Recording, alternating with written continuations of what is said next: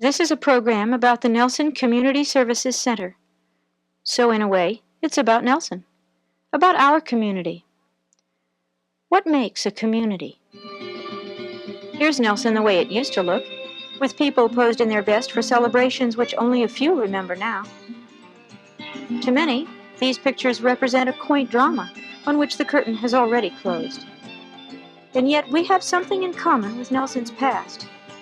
We share a world that even then was moved by the machinery of a bigger, busier world beyond the mountains.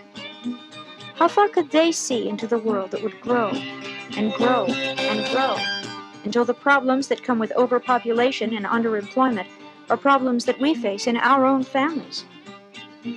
But along with the problems, we've inherited a tradition of helping. That's where the Nelson Community Services Center comes in. Because a community is more than just a place to live together. It's what we do together that keeps it together.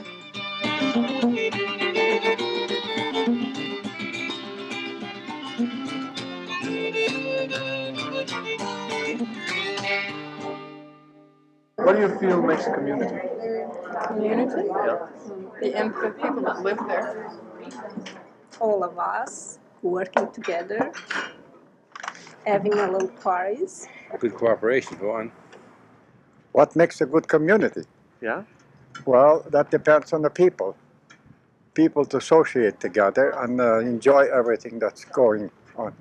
Mm-hmm. And everybody stick together, and that goes good. Makes a good community.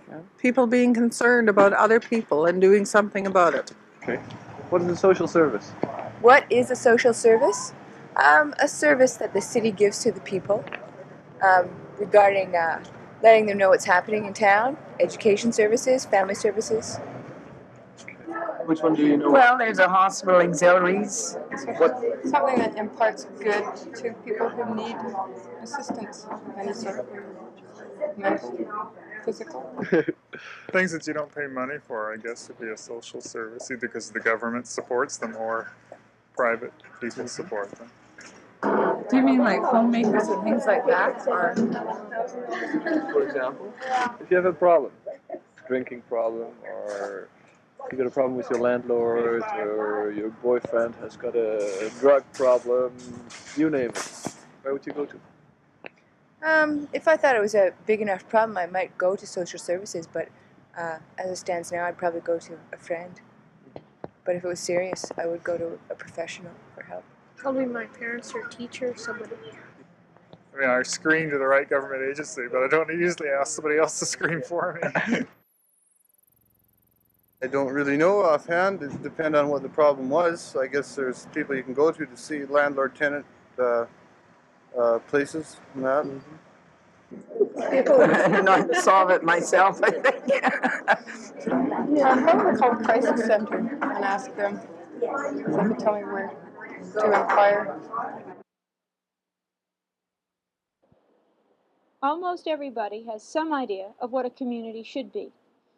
Not everybody is familiar with the services that exist within the community. There are more than a dozen organizations in Nelson that provide services designed to help solve the special problems of limited incomes, of youth and aging, of alcohol and drug abuse, of personal and family conflict. One such place is the Nelson Community Services Center. It's located here in this building at 601B Front Street.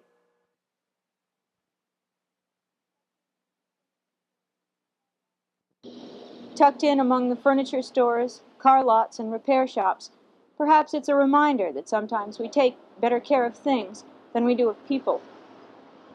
In 1972, volunteers of the Mental Health Association used an LIP grant to set up a drug crisis center with a telephone number that's still in the phone directory. More services were added, and the drug crisis center became the Nelson Community Services Center. Today, the center has 14 services and volunteer extension programs. Crisis counseling and intervention still go on, and the center provides emergency vouchers for food and shelter. Individual and family counseling are available. A training program is presented for volunteers. The center can help you do your own divorce, sort out your UIC cards, and understand your income tax returns. The director of the center is Norma Bruce. She began working with the original Crisis Center as assistant coordinator in 1972. In addition to administrative duties, she does counseling, even a little bookkeeping. Lawyer who would be working on it from a Montreal, on the Montreal end, would definitely have got onto it right away. What we can't find out immediately are the results. So, but he said for sure by Tuesday. But we offer a variety of services in the legal area, a variety of forms. We do income tax forms for senior citizens, for people on social assistance, people of low income, who don't have a very complicated form to fill out. We do the rental rebates that get involved in with doing an income tax form and the enclosed rental rebate. Senior citizens' requests for supplementary assistance, for applications for old age pension, disputes with the that come under the Landlord-Tenant Act, applications to the rentalsman. We assist people with self-help divorces. We assist them with drawing up mutual contracts, mutual separation agreements. We get involved with mediating family disputes as to custody, access, maintenance.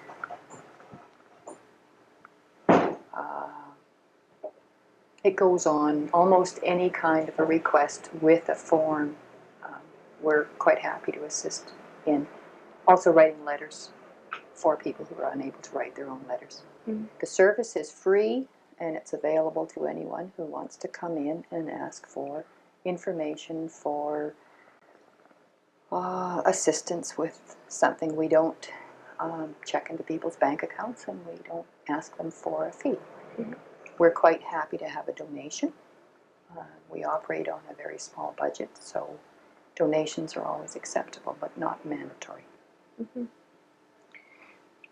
What do you do when someone has a problem that you can't help them with?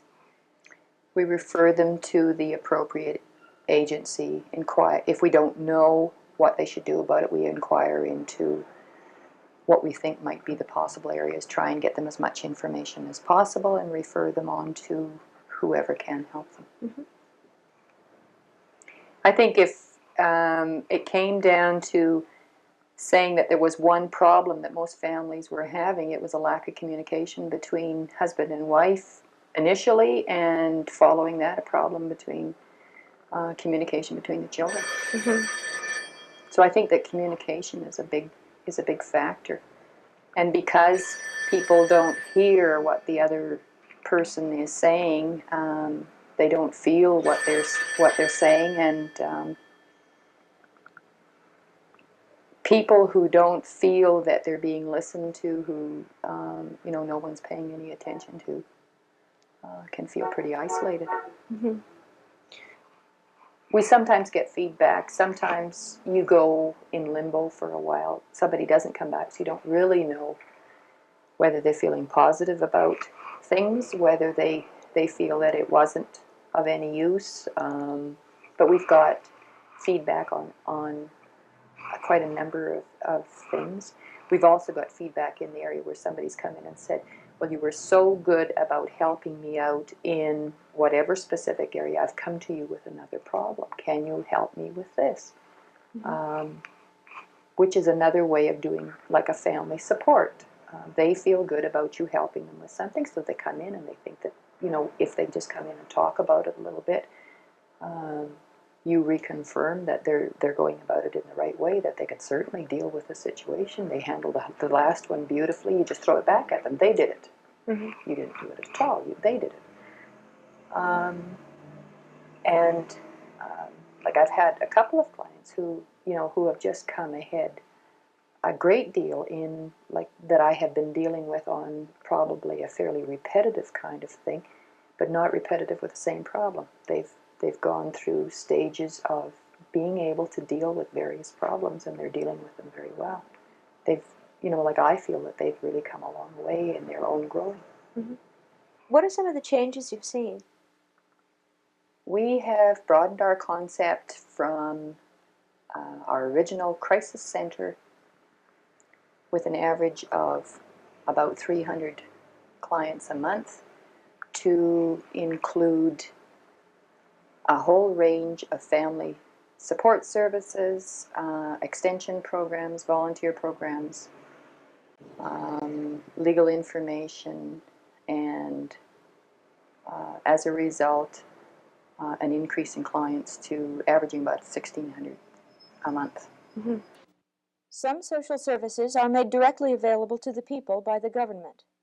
There are many which are not.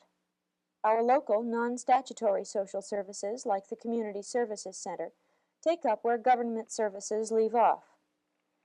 The Nelson Family Daycare Society loans this daycare mother equipment and gives her skills that improve the quality of care given to daycare children in her home.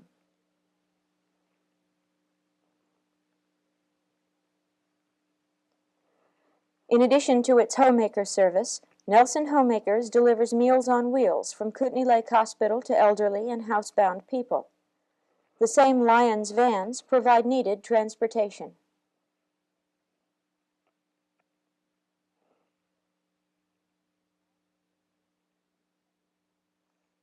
Volunteers are engaged in several non-medical services at the hospital. Good morning. Good morning. It's nice to see you. Thank you. How would you like to? Oh, sure. The work of volunteers at the Community Services Center is coordinated by Councillor Dey Stuart. How important are the volunteers? They're extremely important to the operation of the center. We're open 24 hours a day, 7 days a week. We are funded by the Ministry of Human Resources for 4 full-time and 1 part-time staff member.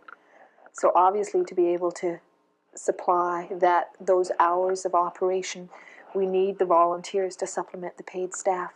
The midnight shift is, I was going to say manned, and it's primarily womaned, but the midnight shift operates entirely on volunteers. We use volunteers when the staff is sick. If we're having staff training or conferences, volunteers are brought in. We supplement the services that we were able to provide to some of our regular clients by matching on a one-to-one basis with volunteers. Our volunteers put in between 400 and 600 hours a month. A lot of work goes into sort of maintenance of the volunteers, talking with them, seeing how things are going. If they have run into any problems with the staff, if the staff are running into problems with them. Talking to volunteers if we get feedback, say, from a client and they have a concern about the volunteer. Working out that sort of a situation. What are the extension programs? The newest one that hasn't yet started, but we hope to start soon, is a contact program for senior citizens, which is a call-out program. We call them 3 mornings a week. It's for senior citizens and handicapped people that are living alone in their own homes without very much outside contact. See how they're doing. So there'll be volunteers working on the telephone, and there'll also be a backup volunteer, hopefully with a car, who can do errands if that becomes necessary, go and visit the client. Can you describe a self-help divorce? Self-help divorce allows people to do their own divorce without the assistance of a lawyer. We have the information here, the papers, so that we can assist people, let them know what to expect, the costs that are involved, the necessary steps that they have to go through. To do your own divorce, it has to be an uncontested divorce, which means that both parties have to agree to the divorce and to all of the terms that are in the divorce. And at the present time, to do your own divorce, you can use 2 grounds, either adultery or 3 years separate and apart. So 2 grounds you can proceed on. How much will that end up costing? Generally under $100. It varies, obviously, with where the respondent is located, how far the sheriff has to go to serve them. If they were married outside of the country, there's an additional series of papers that have to be prepared. But most people could expect of under $100 to finalize the divorce. Other programs which rely on the work of volunteers include a single parents group, a group for housebound mothers with small children, and the Big Brothers. The volunteers at this training session are preparing to help other people by learning about themselves.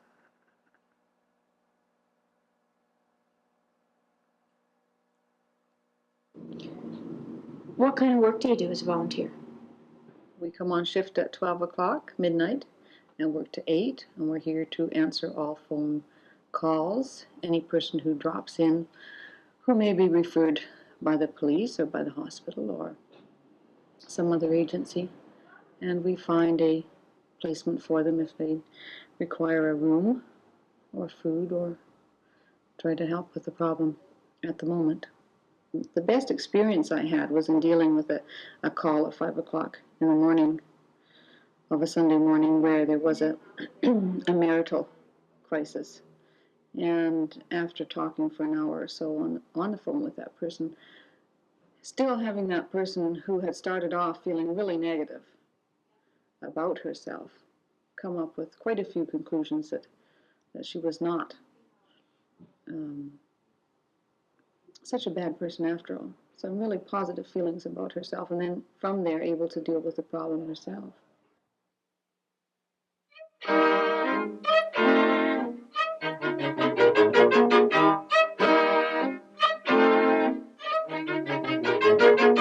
It takes at least 2 people to play frisbee. It also takes 2 to make a marriage, 2 to have an argument. Let's take a closer look at a marital conflict. The people in this family are having problems common to many young families. We call them the Nelson family. Connie, Andy, and Nikki. And this is what it's like for them.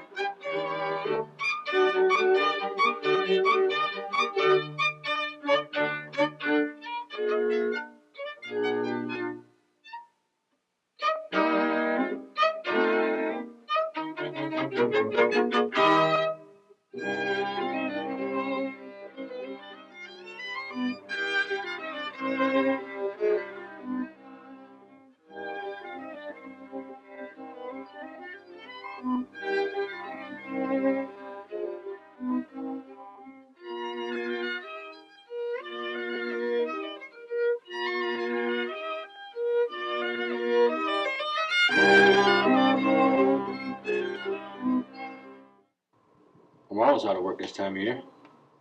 No, you're not. Not always. Well, most times. Not this long. Well, it's not my fault, you know. Well, I don't see you trying very hard. I try. You just don't go out. When you're a trucker, you don't go out and fill in job applications at grocery stores or things like that, you know.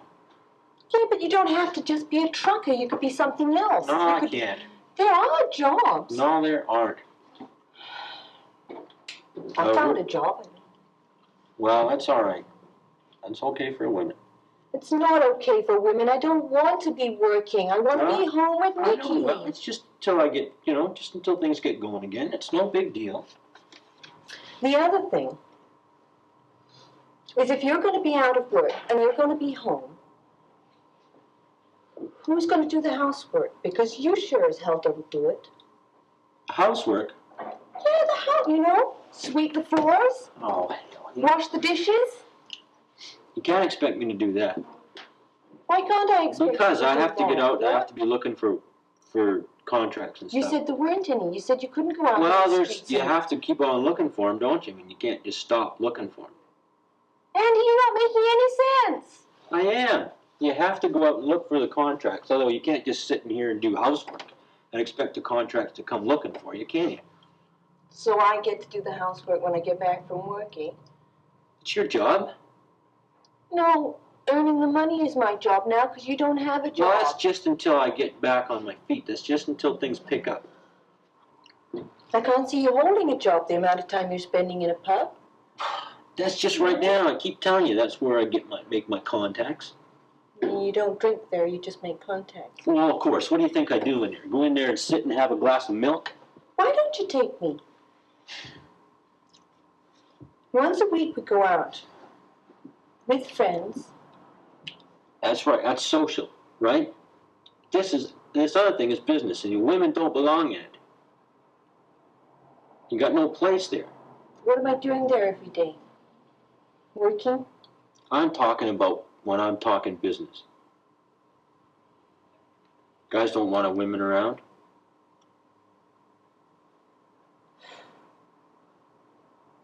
I think you're using me. I'd be better off taking Nikki and going to live with Mum, sometimes. Oh, back to Mummy. Back to Mummy. But we fight all the time. It's just... Well, you started, not me. I'm fine here until you come along and start your harping and bitching. I don't like that word. Well, then stop doing it. Maybe I'll stop using it. Just get off my back for a while and leave me alone. Going out again tonight? Yeah, I'm going out. The television's broken. So turn on the radio. Read a book or something. I get lonely, Andy. I work all day and then I come home and Nikki goes to bed and I'm lonely. Well, phone up your mother and talk to your dear mother. I'm sure she'd be more than willing to join you in running me down. That's all you can ever do.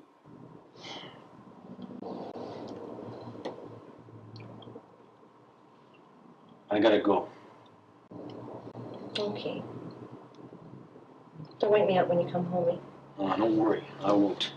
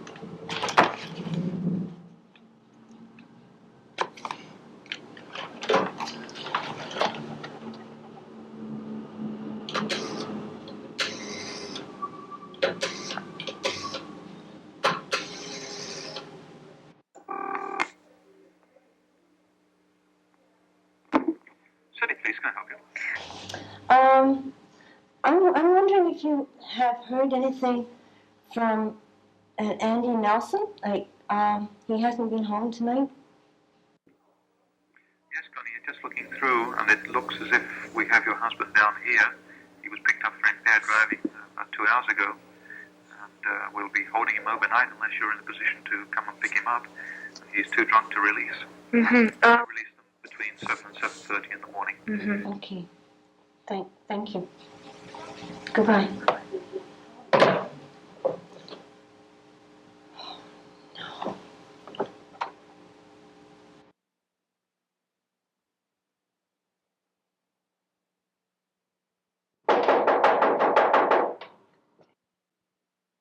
Come in. Hi. Hi. I'm Dey Stuart. Have a seat. Hi, I'm Connie Nelson. Hi, Connie. I'm Andy. Hello, Andy. Sit down. Thanks. Well, what can I do for you? Well, Andy and I have been kind of, I don't know, it's a little hard to talk about it. Well, we've been kind of fighting a lot lately, you know. I haven't been working for a while. Connie has to work, and it's kind of hard on her, you know.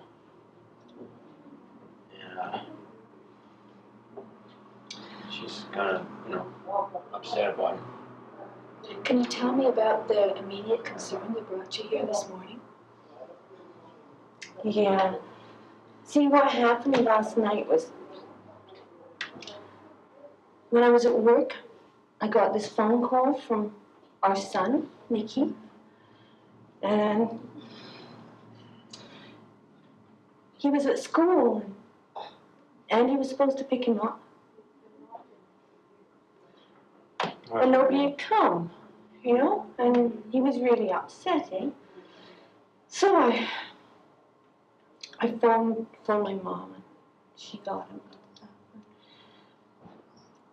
And then, no Andy, Got home from work, and we had supper, and we waited, and then about 12, I guess, I found the police station. And I thought they might know something had happened to him or something. Because I thought he would phone if anything had happened, and he was able to. And I guess they picked him up for drinking. And he was in jail for the night. And that really scared me. Has it happened before? No. No, that's the first time. It's the only, it's the first and the last time that'll ever happen, I'll tell you that. I hope so, Andy. Well, I phoned down here after, because I was so upset, I couldn't sleep or anything. I talked to one of your nighttime workers, eh? And she thought perhaps we could both come in this morning and talk to you. See if we could get some things worked out. How are you feeling right now? well,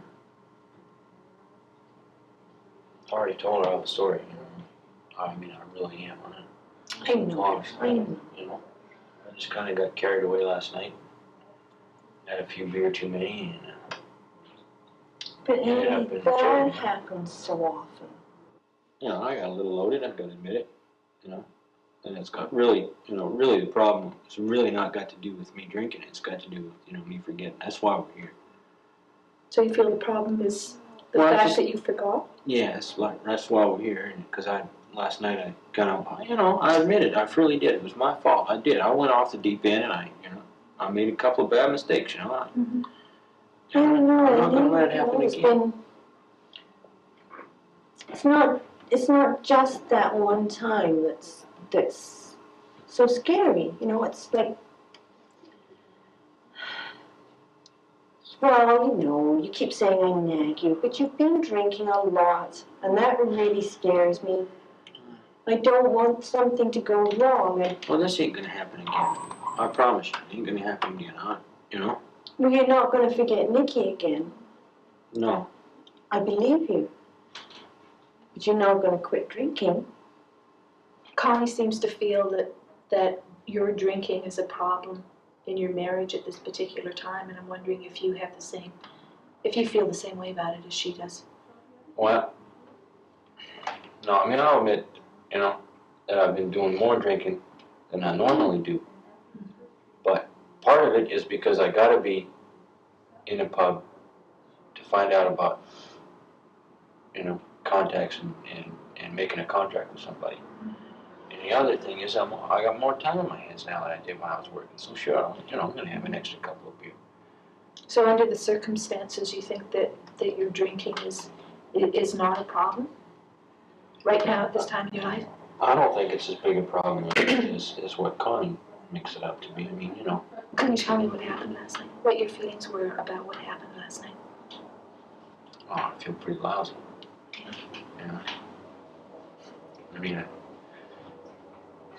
He loves Nicky. He's a real good father to him. I don't think he would have done something like this, But you were drinking. Well, I know, but I mean, you know, It seems from what you both said to me that drinking, at some level or another, is involved in Andy relaxing. Do you use drink as a relaxing? Am I right in that? well, I guess so. I mean, you know, there's nothing wrong with that. If you're uptight, you have a couple of beer. I mean, that's, you know. What other things do you do to relax besides having a couple of beer?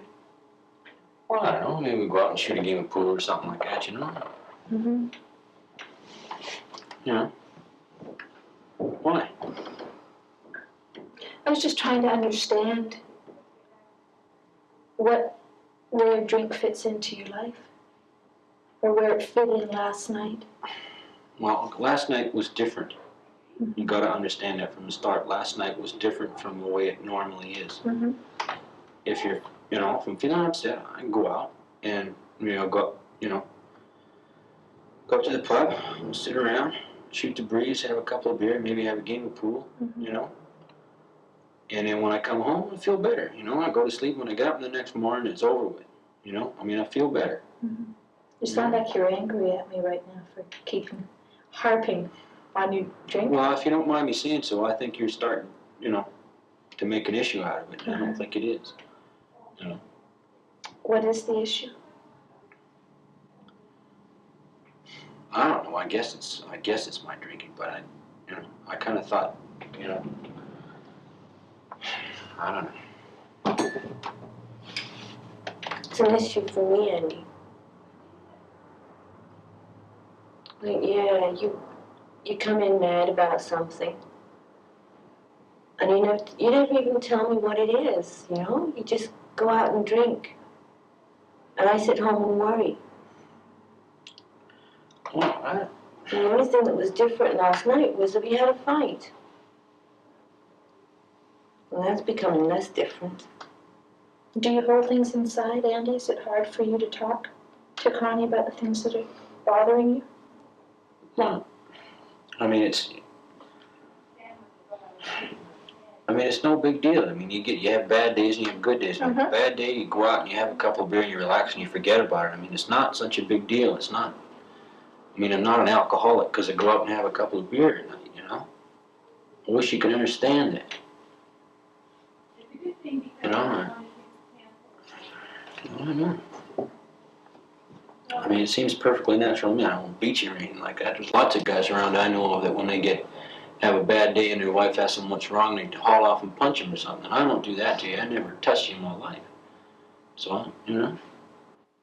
Okay, one of the things that I've seen happening in this session is that we've covered a lot of areas. We talked about your mother-in-law, Andy, and Connie's dependence on her mother and the views of her mother, your lack of a job and the financial pressures that you're experiencing right now, the fact that Andy being out of work has caused Connie to have to go back and work and trying to cope with that whole difference in your roles and your role expectations. But beyond all of this, it seems like the central problem to this whole thing is your communication problems. It seems like you both find it difficult to talk about the things that are close to you, the things that are locked up inside. Connie, you've said that you find it hard to talk about your problems when you've had a bad day. You can't talk about the things that are bugging you. With Andy, you don't seem to sit down and talk over your concerns. And it seems to me, from what I've heard you saying, is that you use crying or your nagging of Andy as sort of an escape from the pressure, the fact that you can't communicate. Yeah. And Andy, to the same extent, in the fact that he said before it's hard for him to talk out his concerns, his problems. And his mechanism seems to be withdrawal, where he sits down and watches TV, has a couple of beer, goes and plays pool. But all the while, through the number of areas that we talked about, there's certain definite strengths to your relationship, your obvious love for one another, and for your son, Nicky. And the fact that you have a commitment of the past 7 years, it's a long time. You've built up your relationship, so obviously there's a lot of pluses, things that you have going for the two of you. What thing that I'd like to do at this point is maybe refocus on last night. What I heard you saying when you first came in is that your reason for coming in was what happened last night, in particular Andy forgetting to pick up Nikki. Yeah. I guess I was kind of feeling pretty hurt.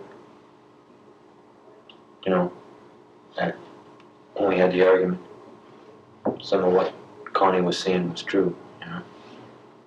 And I guess it kind of hurts your pride or something to, you know, not to be doing what you're supposed to be doing.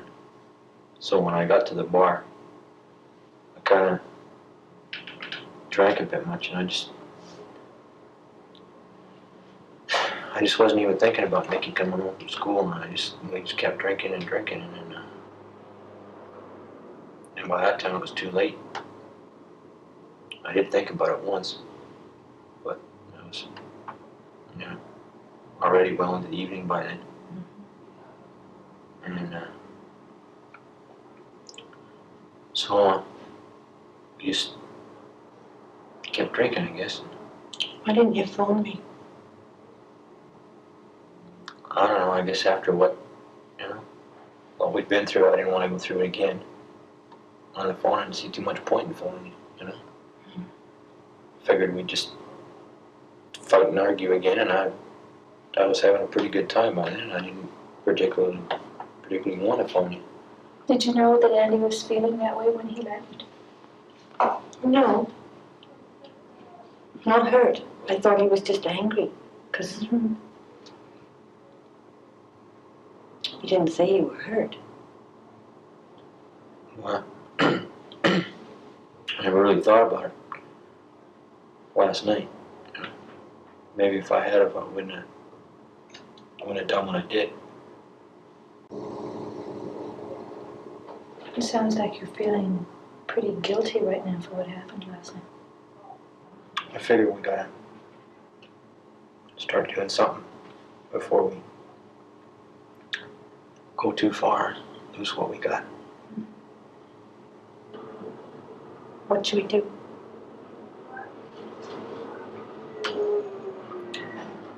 I don't know.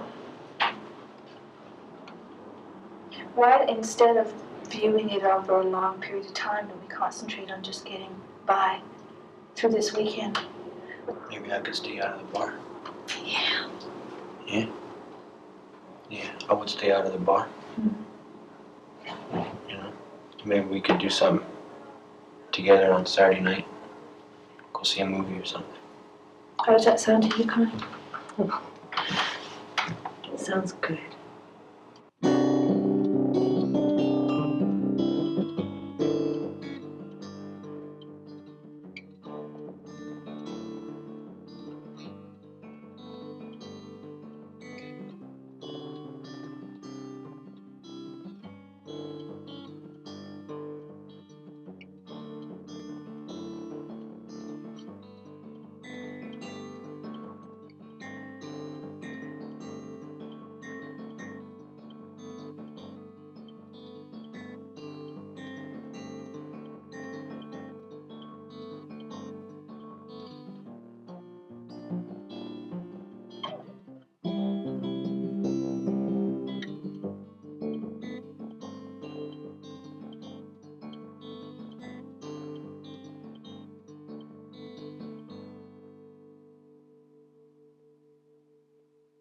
What we've seen is just a few minutes from a much longer counseling interview. Of course, counseling is confidential and private.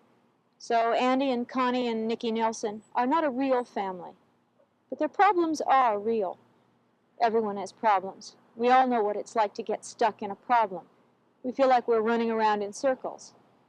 Andy and Connie took the risk of sharing their problems with a trained listener, and for them, the risk paid off. They've begun a continuing process of finding out places where communication has broken down and opening up new ways of listening. A breakdown in communication is a common problem that happens between parents and children, sellers and buyers, wives and husbands, tenants and landlords. It's a problem to which we can find solutions. In Nelson, the Community Services Center is a place to start.